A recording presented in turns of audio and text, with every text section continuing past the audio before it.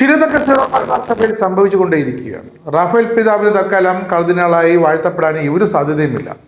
ജനാഭിമുഖത്തിന് കൺസിസ്റ്ററിയുടെ അനുമതിയുമില്ല വത്തിക്കാനിൽ.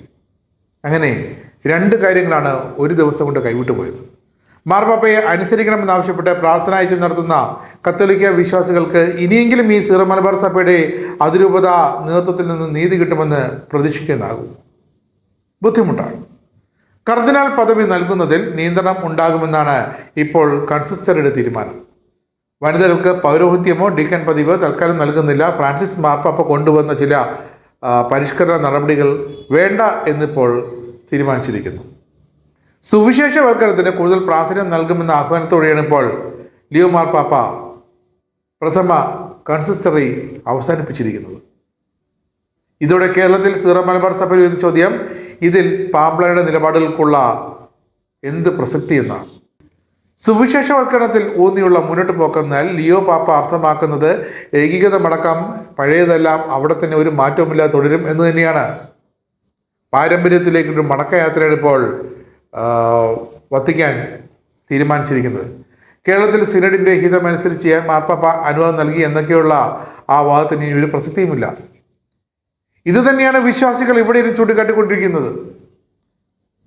Bishop Raphael Thattil arch ബിഷപ്പാണ്. അദ്ദേഹം കർദിനാളാകുമെന്ന് കരുതിയാണ് പാംപ്ലാനിയടക്കം വിമത വൈദികർ എല്ലാം കൂടി ചേർന്ന് യഥാർത്ഥ വിശ്വാസികൾക്കെതിരെ തിരിഞ്ഞത്. അടുത്ത കൺസിസ്റ്ററി ജൂണിലാകും ചേരുക.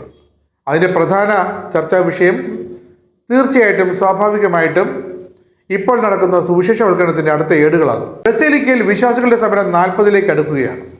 ആലഞ്ചേരി പിതാവിനെ കേരളത്തിൽ ഇവരൊക്കെ ചേർന്ന് ഒതുക്കിയെന്നേ ഉള്ളൂ. അദ്ദേഹം ഇപ്പോഴും വത്തിക്കാനിൽ ഈ കൺസിസ്റ്ററിയിൽ പങ്കെടുക്കാൻ ചെന്നിരുന്നു. അത് തടയിടാൻ ആർക്കുമായില്ല. ആലഞ്ചേരി പിതാവ് മാത്രമല്ല, അനീതിക്കിരയായ മറ്റ് മെത്രാന്മാരും ഇന്ന് അതിരൂപതയിലുണ്ട്. മാർ ആന്റണി കരിയിൽ ഏകീകൃത കുർബാന എറണാകുളത്ത് നടപ്പാക്കാൻ ഏതാനും മാസങ്ങൾ അനുവദിക്കണമെന്ന് ആവശ്യപ്പെട്ടതിൻ്റെ പേരിൽ അദ്ദേഹത്തെ അന്നത്തെ രൂപത പുറത്താക്കി.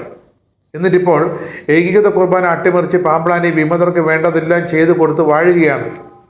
അപ്പോൾ നീതി കിട്ടിയോ? പാംപ്ലാനിക്കുള്ള പിടിപാട് പാവം കരിയിലിന് ഇല്ലാതെ പോയി. അടുത്തത് മാർ ജോസ് പുത്തൻവീട്ടിൽ. കർദിനാൾ മാർ ജോർജ് ആലഞ്ചേരിക്കെതിരെ എറണാകുളം വിമത വൈദികർ വ്യാജ ആരോപണം ഉന്നയിക്കുകയും കലാപം സൃഷ്ടിക്കുകയും ചെയ്തപ്പോൾ വിമത പക്ഷത്ത് നിന്നുവെന്ന പേരിൽ മാർ സെബാസ്റ്റ്യൻ ഇടയന്തത്തിനെയും മാർ ജോസ് പുത്തൻവീട്ടിലിനെയും എറണാകുളം അതിരൂപത സഹായമെത്രാൻ സ്ഥാനത്ത് നിന്ന് പുറത്താക്കിയതാണ്. എന്നാൽ സിനഡ് ഇടയന്തത്ത് തീരുമാനിക്ക് ബാംഗ്ലൂർ ഉൾപ്പെടുന്ന മാണ്ഡ്യ എന്ന വലിയ രൂപത നൽകി അദ്ദേഹത്തിന് സ്ഥാനക്കയറ്റം നൽകി. മാർ ഇടയന്ത്രത്തെ വിമതരെ പിന്തുണച്ച അത്ര ശക്തിയിലും വേഗതയിലും വിമതരെ പിന്തുണയ്ക്കാത്ത മെത്രാനായിരുന്നു മാർ ജോസ് പുത്തൻവീട്ടിൽ. അദ്ദേഹത്തെ എന്താ ചെയ്തത്? പഞ്ചാബിലെ ആളുമർത്ഥമൊന്നുമില്ലാത്ത ഒരു ചെറിയ മിഷൻ സ്റ്റേഷനിൽ കൊണ്ട് ഒതുക്കിയിരുത്തി. കാരണം മാർ ഇടയന്തത്തിന് ഉള്ള വിമതർക്കിടയിലുള്ള പിടിപാടാ ശക്തിയോ പുത്തൻവീട്ടിലില്ല. ഇത് കണ്ടുകൊണ്ട് തന്നെയാണ് പാംപ്ലാനി രൂപതയിൽ പിടിമുറുക്കി തുടങ്ങിയത്. ഗുണ്ടായുസം കാണിക്കുന്നവരുടെ മുന്നിൽ ഓച്ചാനിച്ച് നിൽക്കുകയും പാവങ്ങളുടെ മേൽ കുതിര കയറുകയും ചെയ്യുന്നതാണ് ഇപ്പോൾ സീറോ മലബാർ സഭ നേതൃത്വത്തിൻ്റെ ശൈലി. അത് തുടരുക തന്നെയാണ്. അതുകൊണ്ടാണ് പറഞ്ഞത് വിശ്വാസികളുടെ പ്രാർത്ഥനാ സമരം 40ലേക്ക് അടുക്കുന്നു. അതിനൊരു തീരുമാനമുണ്ടാക്കാൻ തൽക്കാലം സാധ്യമല്ല എന്ന നിലപാടിലാണ് ഇപ്പോൾ പാംപ്ലാനി കൂട്ടർ. വത്തിക്കാൻ്റെ പിടിവിട്ടുപോയി, നിങ്ങളുടെ എല്ലാം ഇവിടുത്തെ വാദഗതികൾക്ക് വത്തിക്കാനുമായി സമരസപ്പെട്ടു പോകുന്നതല്ല എന്ന് വിശ്വാസികൾക്ക് വളരെ വ്യക്തമായി പാംപ്ലാനി. അതുകൊണ്ട് ഇനി എന്താണ് ചെയ്യേണ്ടത്? ഏകീകൃത കുർബാന, വിശ്വാസികളുടെ വികാരം മനസ്സിലാക്കുക. അതല്ലാതെ രൂപത ഭരിക്കുന്ന ഒരു മെത്രാൻ മറ്റെന്ത് ചെയ്തിട്ട് എന്ത് കാര്യമെന്നാണ് വിശ്വാസികൾ മാത്രമല്ല കേരളം മൊത്തത്തിൽ ചോദിക്കുന്നത്.